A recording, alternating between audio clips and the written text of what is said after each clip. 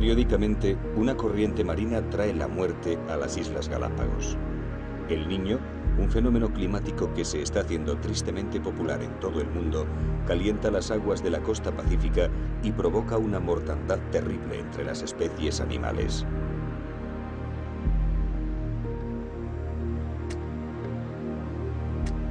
Pero Galápagos no muere. La llegada del Niño es solo parte de su antiguo ciclo de muerte y resurrección. Un recordatorio de su génesis y una repetición a escala infinitamente menor de cómo la vida colonizó estas islas hasta convertirlas en un paraíso sobre la Tierra.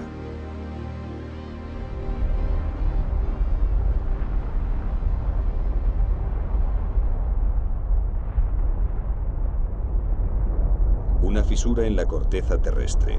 El material incandescente del centro de la Tierra brota al exterior.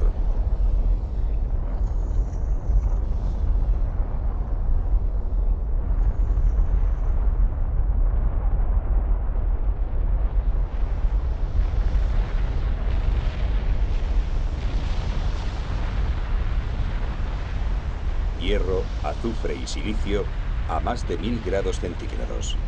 Algo así debió ser el origen de las Galápagos, pero con una diferencia. Islas Galápagos nacieron debajo del agua.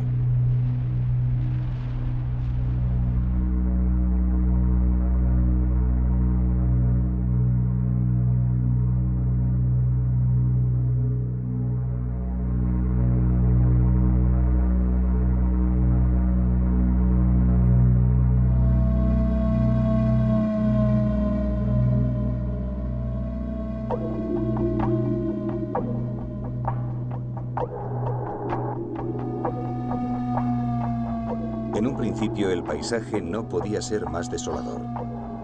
Un puñado de islotes calcinados a casi 1000 kilómetros de la costa más cercana. Parecía imposible que la vida pudiera llegar hasta esta tierra de volcanes y sin embargo, desde el mismo momento en que asomaron a la superficie hace 5 millones de años, las Galápagos comenzaron a prepararse para albergar formas de vida.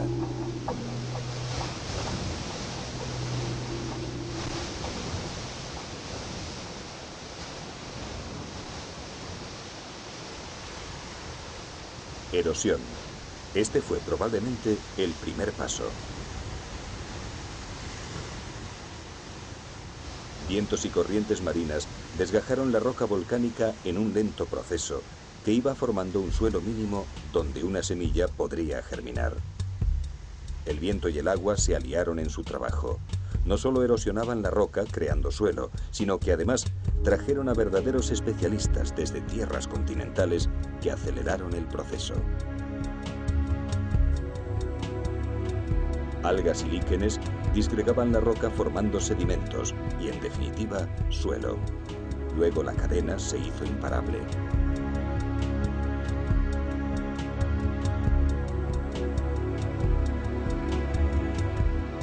Este es Brachycereus, un especialista en colonizar las lavas.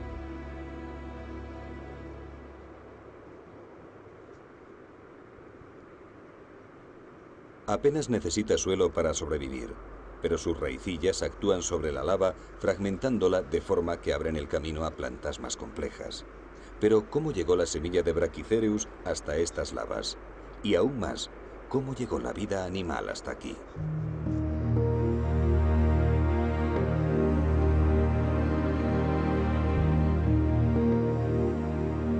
Las Galápagos surgieron del mar, así que a diferencia de la mayoría de las islas, nunca tuvieron contacto con un continente. Todos los seres vivos que las habitan tuvieron que salvar 1000 kilómetros de mar sin agua dulce y expuestos al sol ecuatorial para llegar hasta estas tierras nuevas y desiertas.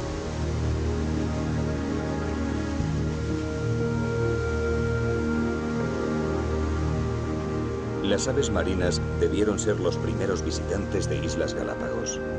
Tienen sobrada autonomía para llegar desde el continente y los vientos alisios les debieron facilitar la tarea. Las islas entonces no debían tener vida alguna, pero eso no les preocupaba. A decir verdad, más bien les favorecía.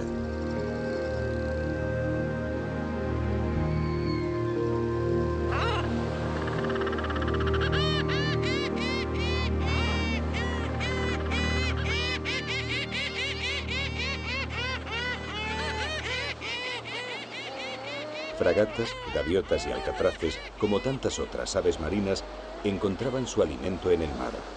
Y las yermas tierras volcánicas eran posaderos donde reponer fuerzas.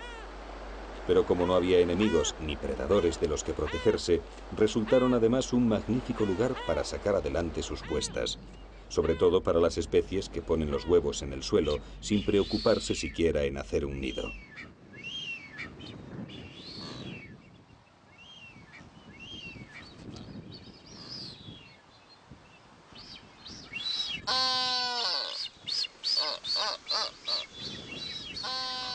Aves como estos piqueros de patas azules o las que anidaban sobre las rocas debieron ser los primeros en procrear en Galápagos.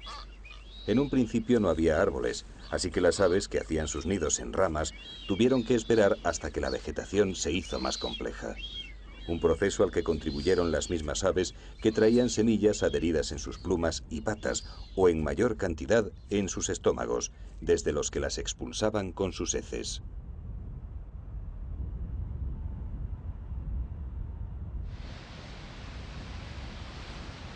Aún antes de que el complejo mundo vegetal de Galápagos llegara a su total desarrollo, del mar debieron llegar los primeros vertebrados terrestres. Maderas, trozos de vegetación continental o troncos huecos y livianos hicieron de islas flotantes en las que algunos animales lograron cruzar el mar desde las costas continentales. Anfibios y mamíferos lo tenían muy difícil, pero entre los reptiles, verdaderos especialistas en condiciones semidesérticas, el éxito acabó por consumarse.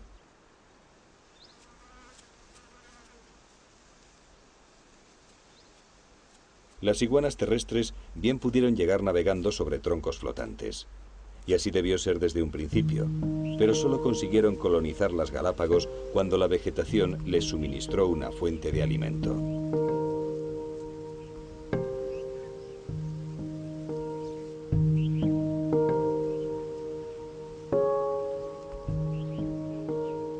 Una opuntia, una de las muchas especies de cactos gigantes que pueblan las islas. El fruto y el cladodio de las opuntias son la mayor fuente de alimento de las iguanas terrestres de Galápagos. Su tejido conserva el agua y los reptiles obtienen alimento y bebida al mismo tiempo.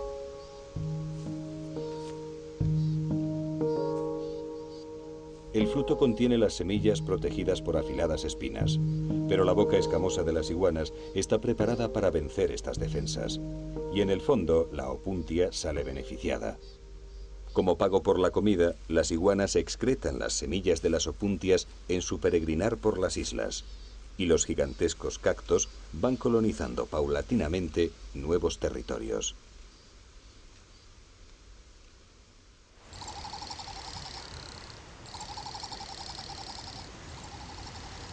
Cuando la vegetación de Galápagos permitió la procreación a las aves que anidaban sobre las ramas, en las islas se produjo una rápida colonización que ha durado hasta hoy en día. Y como era de esperar, las primeras debieron ser aves marinas.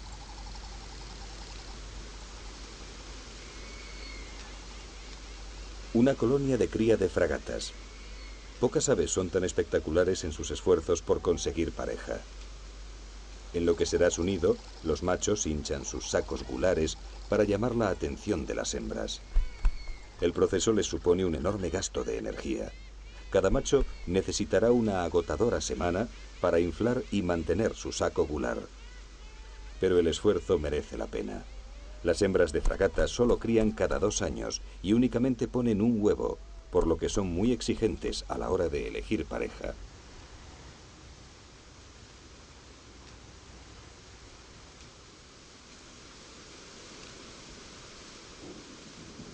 La exhibición del macho intenta convencer a las hembras de su vigor y resistencia, 2 cualidades que le harán falta para sacar adelante a su escasa prole.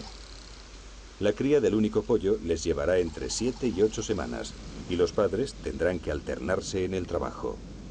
La tarea es tan dura que cada semana, en el nido, el adulto correspondiente perderá 1/5 de su peso, por lo que solo los más fuertes podrán conseguirlo. Y estos son, precisamente, los que han realizado el cortejo más llamativo.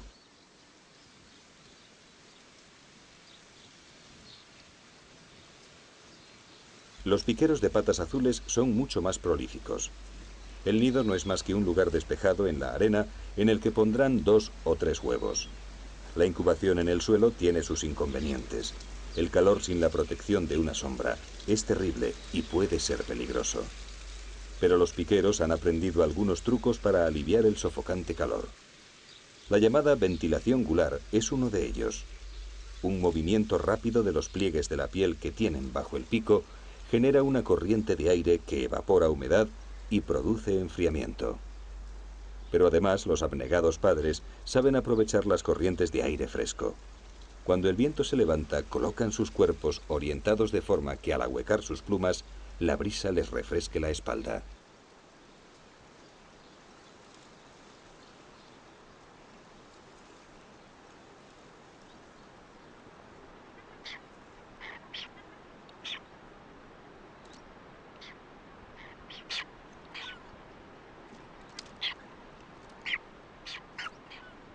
El nacimiento de los pollos está secuenciado, como lo estuvo la puesta, con un periodo de 3 a 5 días de diferencia.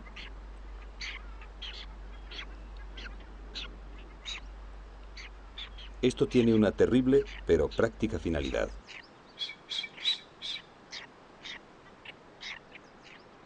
Si el año es bueno y abunda la pesca, los piqueros podrán sacar adelante a los 3 pollos. Pero si el alimento escasea, el pollo más grande recibirá toda la comida y los siguientes irán muriendo paulatinamente en función de su tamaño. Una forma dramática de asegurar la supervivencia del mayor número de hijos posible.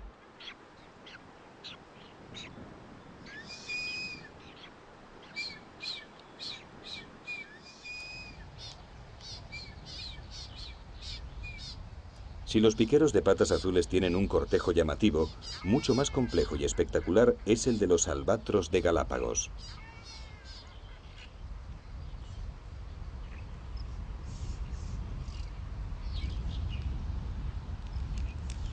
En su cuarto o quinto año, los albatros vuelven a la isla española para buscar pareja. Estas aves pueden vivir hasta 50 años y se emparejan de por vida, así que la elección del compañero es un momento crucial para ellos. El cortejo está regido por un ritual muy complejo que parece combinar pasos de baile con esporádicos combates de esgrima.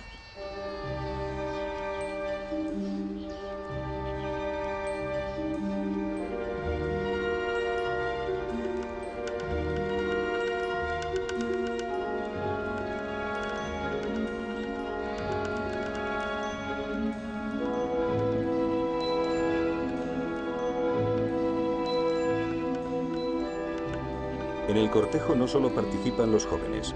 Las parejas estables que no consiguieron sacar una puesta el año anterior se suman al extraordinario baile. E incluso algún desparejado se atreve a intentar robar la compañera a otro.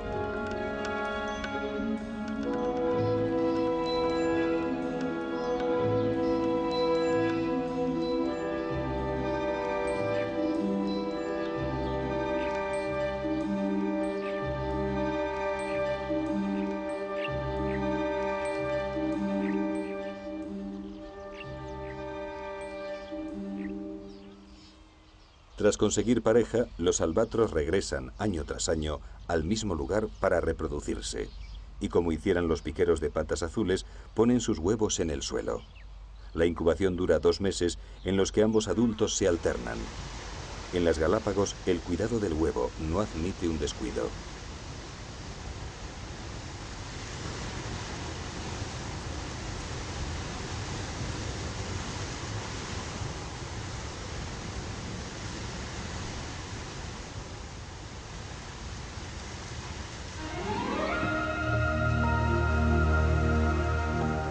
Un albatros sale a pescar abandonando por unos minutos su vulnerable puesta. El huevo es una fuente de agua y alimento y los cucúbes lo saben.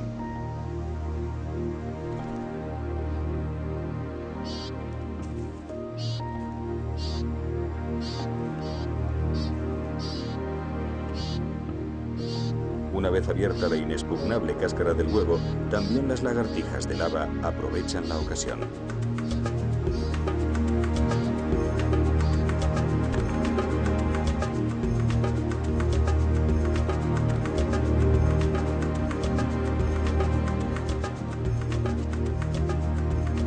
Para ellas la cáscara supone además una fuente insustituible de calcio.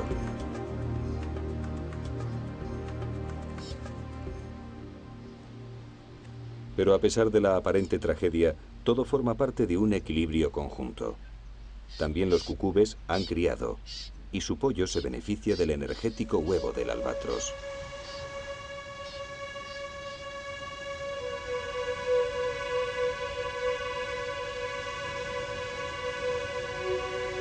En Galápagos puede verse fácilmente la dependencia que cada animal tiene con las especies que comparten su territorio. Pero entre todas ellas, más allá de las fronteras que marcan cada una de las islas, hay un vínculo de unión, un soporte vital común a toda la vida en Galápagos: el mar.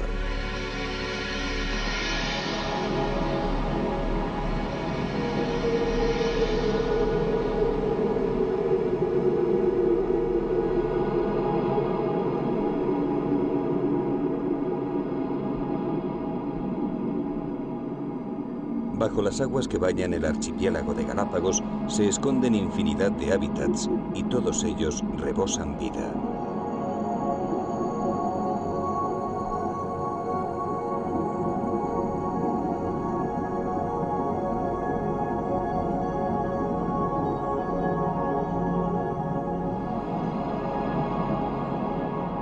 A diferencia de las islas, son sistemas abiertos donde muchas de las especies pueden pasar de uno a otro sin ninguna limitación física.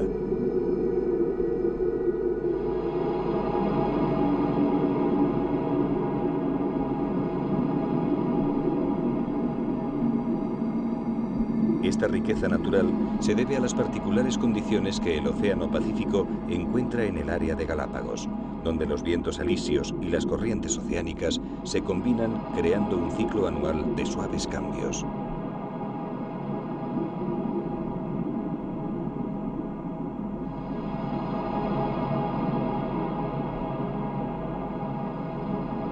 Del sur llegan las aguas frías de la corriente del Perú, del oeste la corriente ecuatorial de Cromwell y del norte, con aguas más templadas, la corriente de Panamá.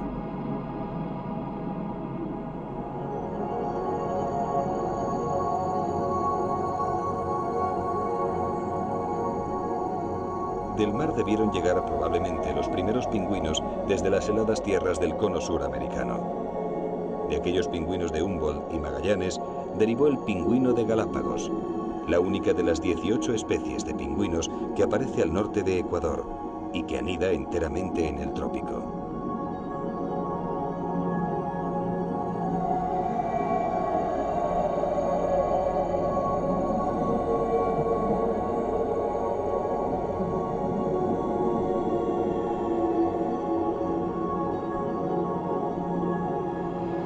La riqueza de las aguas frías de Galápagos fue la clave del origen y supervivencia de este pingüino.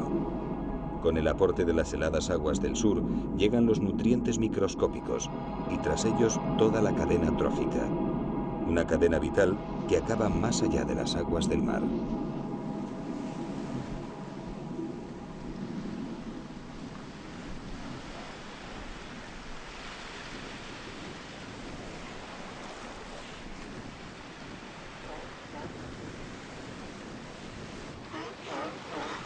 Los lobos marinos son los mamíferos más comunes en las Galápagos.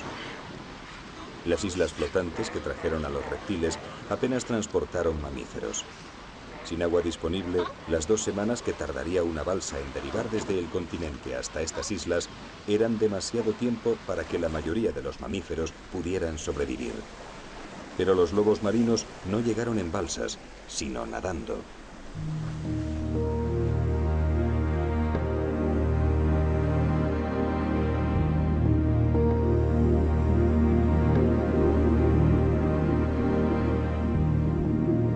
Más de 50.000 individuos viven en el área del archipiélago, alimentándose principalmente de peces. Un esfuerzo apenas significativo para las ricas aguas que se benefician de la conjunción de distintas corrientes.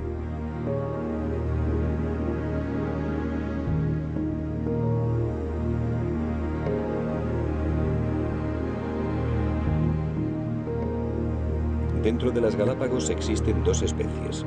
Una, el lobo peletero, Llegó de las aguas frías del sur, las mismas aguas de las que llegó el pingüino. Es el más pequeño de los dos y se relaciona con los lobos peleteros que aún habitan las aguas y costas del cono sur americano. Pero el más numeroso es su pariente cercano, el lobo marino de las Galápagos, cuyos primeros individuos debieron llegar del hemisferio norte, de las aguas costeras de California. Y fieles a sus orígenes, no es raro encontrarlos disfrutando de una buena jornada de surf.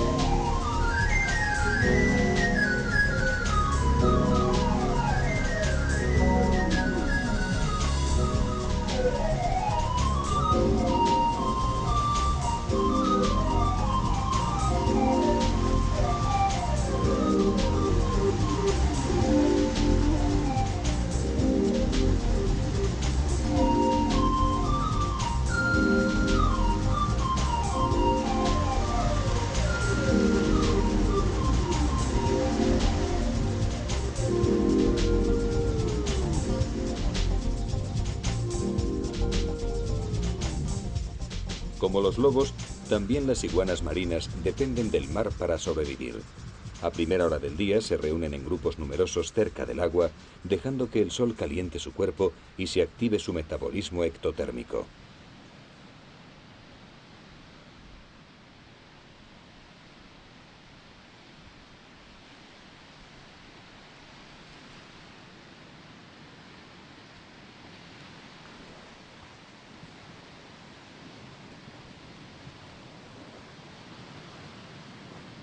Cuando han conseguido suficiente temperatura, las iguanas marinas se dirigen a la zona de rompientes o a la zona intermareal en busca de las algas de las que se alimentan.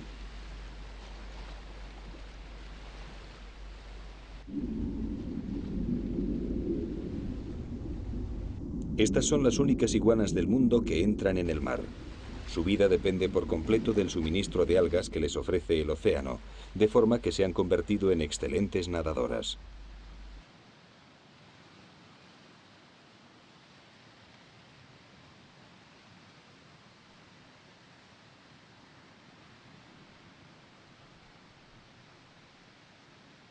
Mientras pueden, las iguanas marinas se alimentan de las algas de las orillas.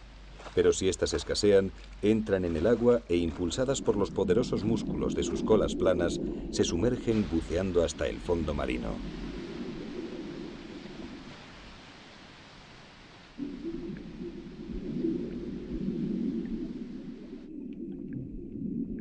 Pero eso es solo el principio de sus increíbles logros adaptativos. Un metabolismo capaz de trabajar sin renovar el aporte de oxígeno y la capacidad de disminuir voluntariamente su ritmo cardíaco permiten a las iguanas marinas hacer inmersiones que pueden llevarlas a 12 metros de profundidad durante al menos una hora.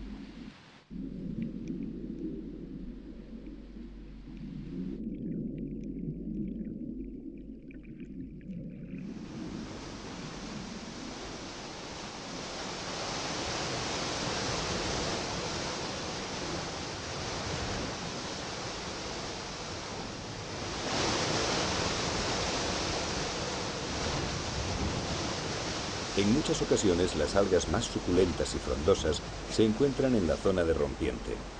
Esto supone una formidable barrera para las iguanas jóvenes, pero los adultos en plenas facultades no tienen mayor problema en acceder hasta ellas.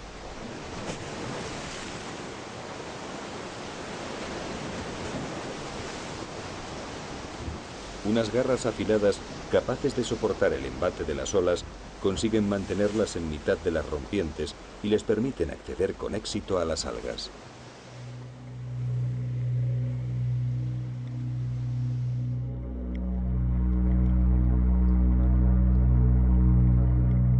Cada cierto tiempo, en un periodo de años que cada vez se va haciendo más corto e impredecible, los vientos alisios del sudeste dejan de soplar.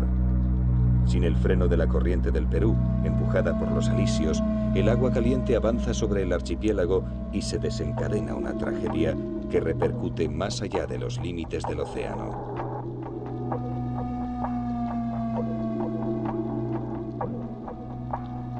El calentamiento del agua provoca un empobrecimiento del ecosistema marino porque los nutrientes que llegaban con las frías aguas del sur desaparecen.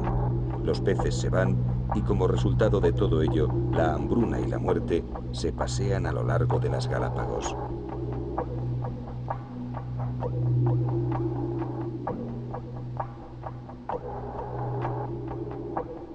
El Niño, como se ha bautizado a este fenómeno, merma de tal manera las costas del archipiélago que parece imposible que pueda volver a recuperarse.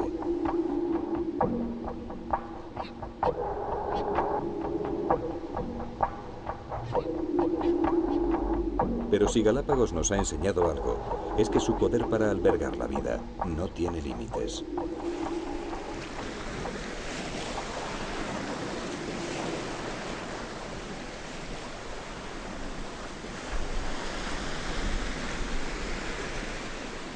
Con el regreso de las aguas frías, ricas en nutrientes, las comunidades zoológicas renacen y paulatinamente recuperan sus antiguas poblaciones.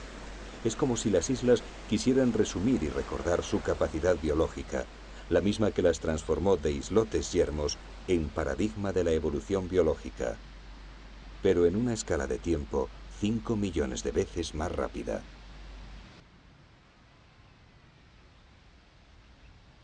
El fenómeno del Niño no es igual de dañino para todas las especies. A decir verdad, una vez superado, deja tras de sí algunos resultados positivos que deben compensar en el cómputo global. A fin de cuentas, hablamos de un fenómeno tan antiguo como las propias islas. Mientras el Niño siembra de muerte las costas, en el interior provoca la descarga de lluvias torrenciales. El agua dulce es el bien más escaso en las islas, así que las lluvias suponen un bien a largo plazo. La vegetación crece espectacularmente, aumenta el número de insectos y las aves se reproducen de forma excepcional.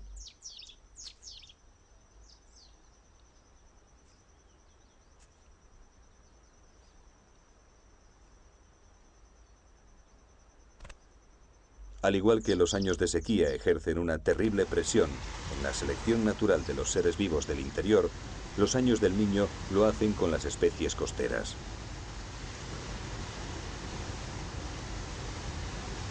De esta forma, Galápagos ha ido marcando los patrones de la formación evolutiva de sus especies durante los 5 millones de años que llevan existiendo, y aún hoy sigue haciéndolo.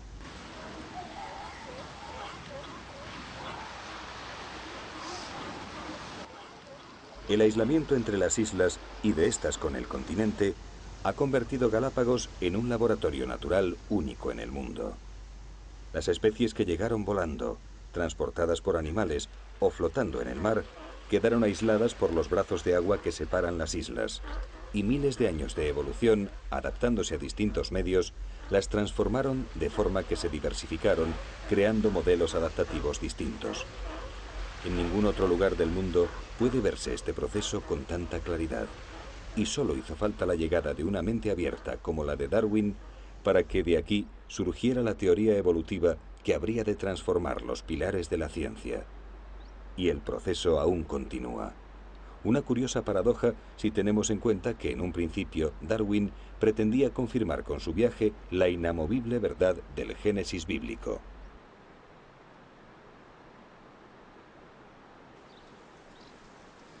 En las diferentes islas del archipiélago no es raro encontrar nuevos experimentos de este laboratorio monumental. Esta es una iguana híbrida.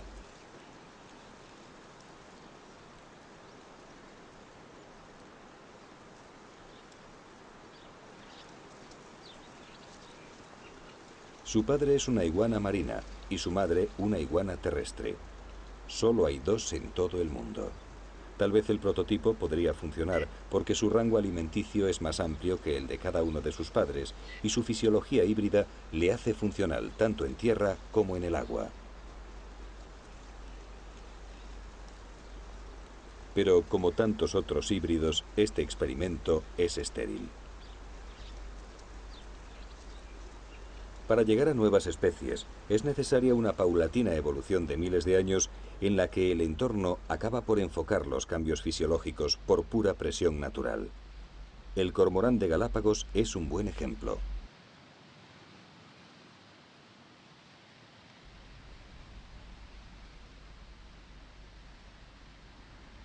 De las 29 especies de cormoranes que existen en el mundo, esta es la única que ha perdido su capacidad de volar. Aquí, en la soledad de este archipiélago, donde no existen predadores de los que huir y el agua ofrece abundante alimento al pie mismo de las orillas, el vuelo no se hace necesario para los cormoranes. O al menos no tan necesario como la capacidad de nadar para conseguir peces. Así que los cormoranes que mejor nadaban comían más y sacaban más pollos adelante.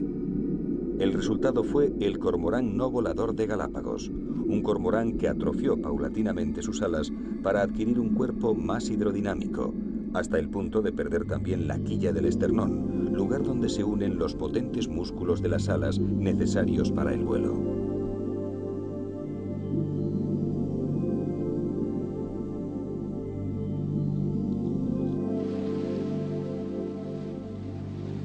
A cambio de su capacidad de volar, este cormorán consiguió hacerse un magnífico buceador.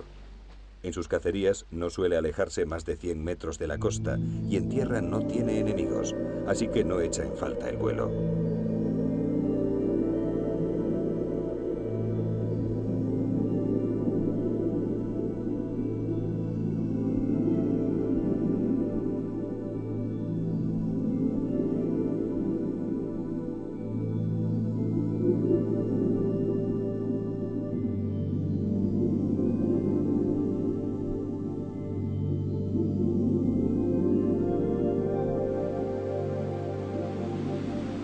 Durante el periodo de cría, los cormoranes se muestran recelosos y agresivos con los que consideran enemigos para sus pollos o posibles competidores por el alimento de sus aguas territoriales.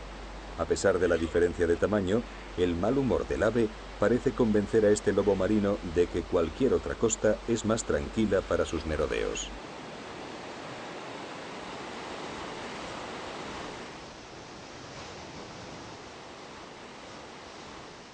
Si los lobos marinos suponen una competencia por el pescado, el mayor riesgo para los pollos de cormorán son las fragatas.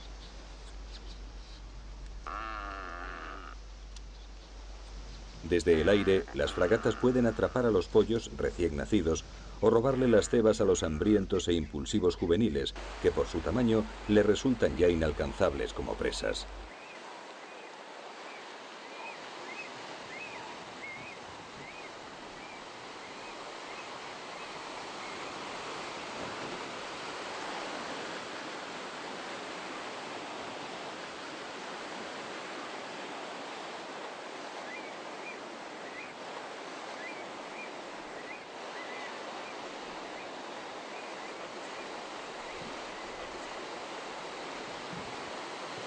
La vida en el medio marino y en unas islas donde escasea el agua dulce hace que la acumulación de sal sea un problema.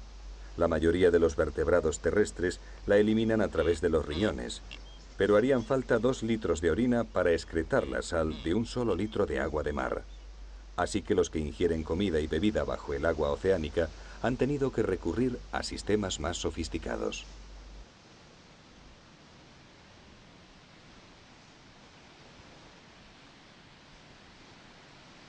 Estos cormoranes no voladores están deshaciéndose del exceso de sal.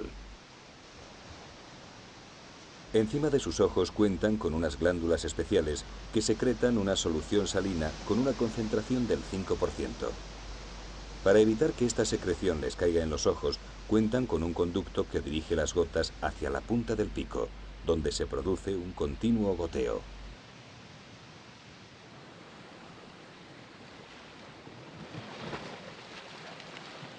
Las iguanas marinas tienen el mismo problema, pero no cuentan con un pico por el que canalizar la excreción de sal. así que han tomado un método más expeditivo.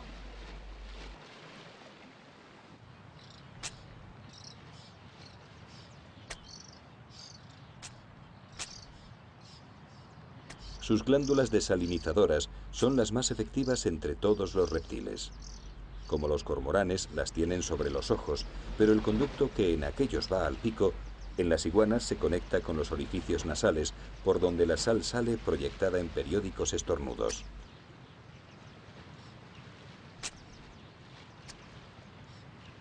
Por esta razón, la cabeza de las iguanas marinas aparece siempre con un desigual casco de color blanco. También los cangrejos zayapa sufren una dieta con exceso de sal y deben eliminarla. Para hacerlo han seguido el método de las iguanas, añadiendo una importante mejora: la propulsión a chorro.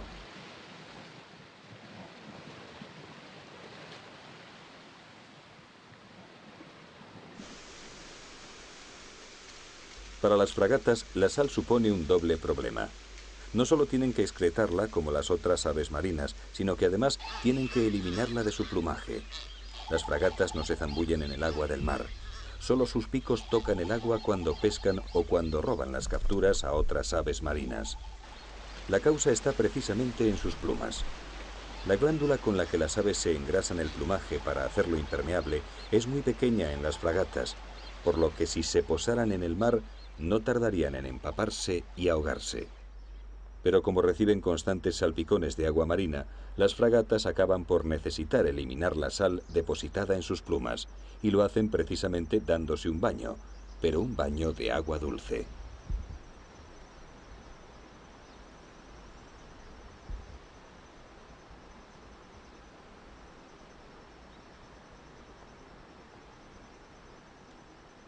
En la isla San Cristóbal, el cráter de un volcán extinguido ha dado lugar a un lago. Las fragatas acuden a desalinizarse, pero procuran no meterse del todo en el agua, y si lo hacen, apenas tienen unos segundos antes de que sus plumas mal engrasadas se empapen y pesen demasiado como para levantar el vuelo.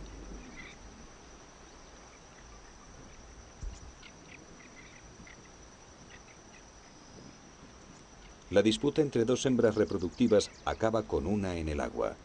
Su contrincante sabe que si permanece flotando, acabará por ahogarse e intenta impedir que despegue. Un último esfuerzo libera a la hembra del agua. Para las fragatas, desalinizarse no está exento de ciertos riesgos.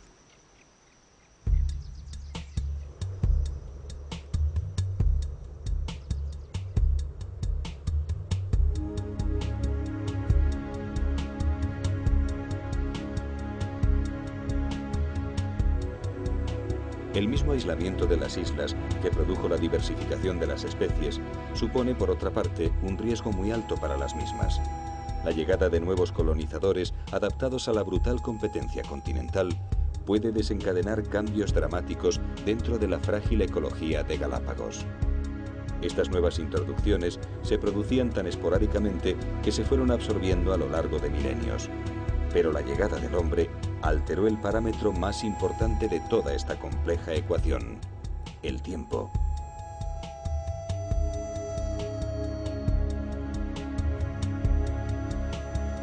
Aunque es probable que las Galápagos fueran visitadas por navegantes precolombinos, fue a partir de 1535 cuando Fray Tomás de Berlanga las descubrió oficialmente, cuando el hombre empezó a intervenir en el balance natural del archipiélago.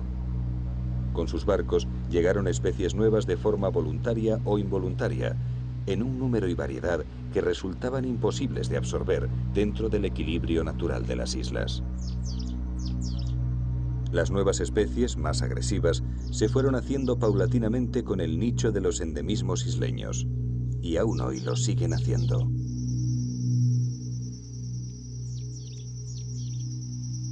La mora, un arbusto agresivo de rápida expansión, avanza inexorablemente en el paisaje de las islas en las que ha aparecido.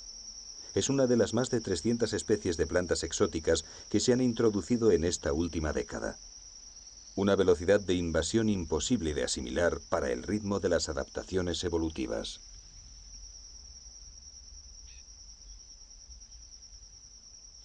Para las plantas nativas, la competencia por su nicho ecológico se está incrementando, aunque algunas cuentan con aliados naturales que les permiten una amplia expansión más allá de la capacidad individual de sus frutos y semillas.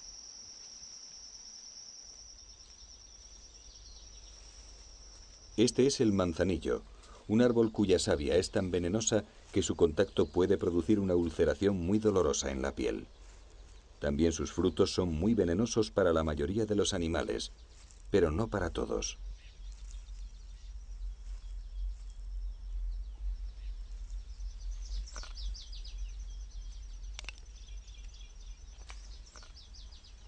Los llamados galápagos, las tortugas gigantes del archipiélago, comen sin problemas las pequeñas frutas del manzanillo.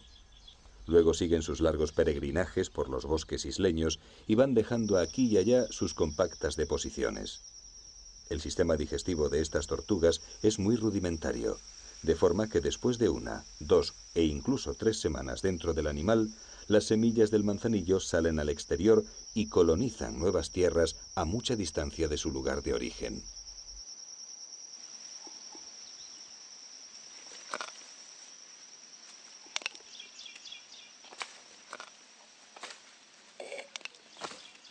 Las tortugas gigantes de Galápagos son animales muy resistentes a la sequía. Su metabolismo les permite obtener agua de las grasas almacenadas y de los vegetales que comen en sus lentos recorridos. Pero cuando hay agua disponible, los grandes quelonios se reúnen en sus orillas y diariamente se protegen del sol y se desparasitan tomando baños y rebozándose en el lodo. Este macho adulto de más de 200 kilos se refresca inmóvil en la charca. Parece dispuesto a permanecer allí hasta la caída del sol y por lo tanto del calor, pero las cosas van a tomar un camino inesperado.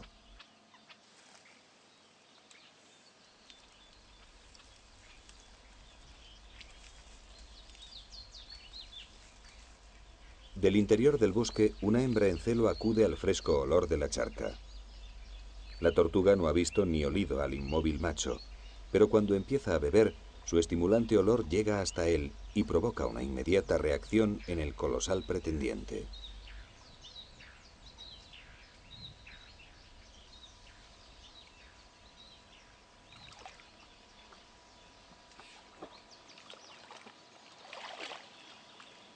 Las tortugas se aparean de una forma muy poco galante. Cuando la hembra descubre que un macho se le acerca, no pierde un segundo y emprende la huida todo lo rápidamente que puede. El macho más grande es más rápido y generalmente alcanza a la hembra. Luego la bloqueará contra el suelo con sus 230 kilos de peso y llevará a cabo la cópula en lo que parece más una violación que un cortejo.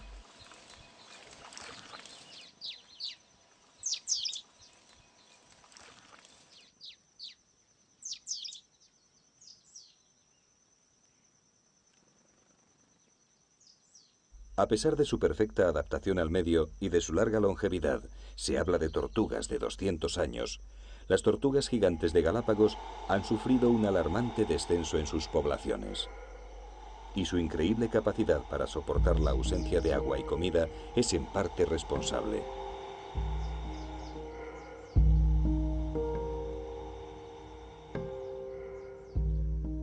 Cuando los barcos empezaron a arribar a las costas de Galápagos, los marinos vieron en las tortugas gigantes una fuente de alimento en tierra y una despensa viviente para las largas travesías. Uno de estos colosos podía aguantar un año sin comer ni beber, así que resultaba un aprovisionamiento ideal para los antiguos marinos. Pero además, los mismos barcos cuyos tripulantes mataban o se llevaban las tortugas, traían consigo animales invasores que de forma voluntaria o involuntaria se quedaron en las islas. Y algunos, como las ratas o los cerdos, se comen desde entonces las puestas de los gigantescos quelonios.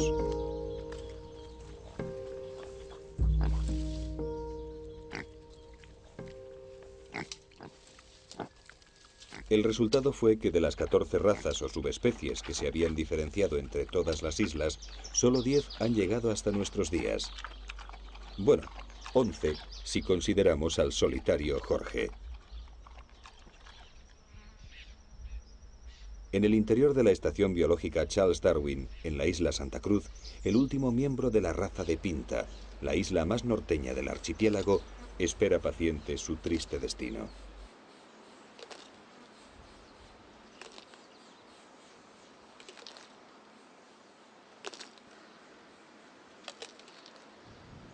Pese a los intentos por cruzarle con otras subespecies afines, el solitario Jorge ha rehusado a todas las hembras. Se ha llegado a ofrecer una recompensa de $10.000 por una hembra de Pinta, sin que zoológico alguno la haya encontrado entre sus animales. En 1981 se encontraron excrementos de tortuga en Pinta, abriendo la esperanza a este último exponente de un prototipo biológico que tardó millones de años en concluirse. Tal vez al solitario Jorge aún le quede una oportunidad de encontrar pareja antes de su muerte.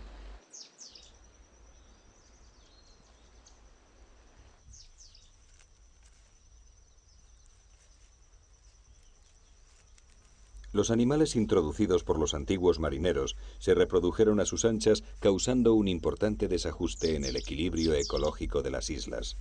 Una de las más extendidas y dañinas fueron las cabras. Abandonadas para que se reprodujeran y sirvieran para posteriores abastecimientos de carne, las cabras prosperaron rápidamente y se han convertido en una plaga. Hoy, la misma especie que la introdujo está intentando corregir el error, y la campaña de erradicación de las cabras, aunque difícil, empieza a dar resultados.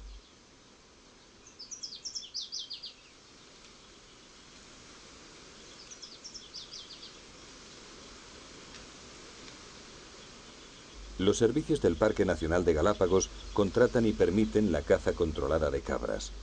Los cazadores utilizan armas de fuego o, como en este caso, acorralan a las cabras cerca de la costa y una vez cansadas las capturan y sacrifican.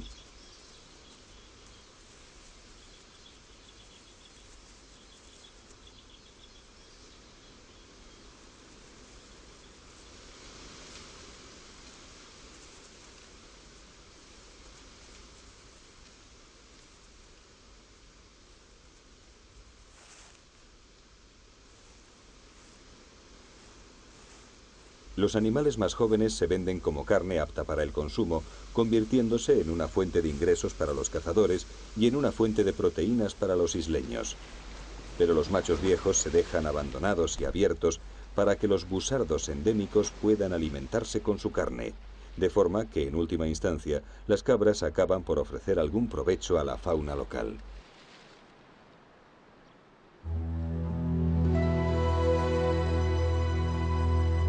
Las Islas Galápagos son un sistema vivo y cambiante, aislado histórica y geológicamente, pero unido al resto del mundo por el hombre, la especie más agresiva del planeta. Desde un punto de vista estrictamente ecológico, no somos más que otra especie, y nuestra aparición en Galápagos y su avalancha de inmediatas consecuencias no sería, por tanto, más que otro de los episodios en el largo proceso de adaptaciones a nuevos sucesos que vienen sufriendo las islas desde sus orígenes. Pero nuestra especie no es una más de las muchas que llegaron y llegarán de forma natural a Galápagos. Somos los más agresivos, pero también contamos con el conocimiento y la sensibilidad que nos llevan a conservar este extraño paraíso, donde podemos estudiar los mecanismos del origen de la vida y la superación en lucha por la supervivencia. Un complejo e intrincado juego en el que también está inmersa nuestra especie.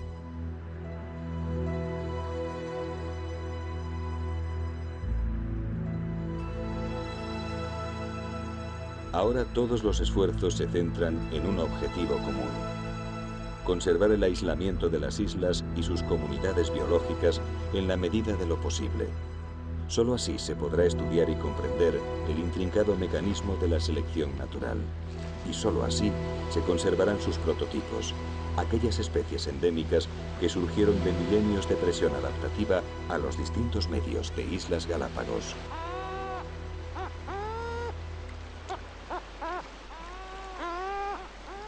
No importa si son iguanas, tortugas terrestres, pinzones o estas gaviotas de lava, de las que apenas existen 400 parejas. Todos son frágiles engranajes del mecanismo hermético de Galápagos. todas son igual de importantes, igual de necesarias.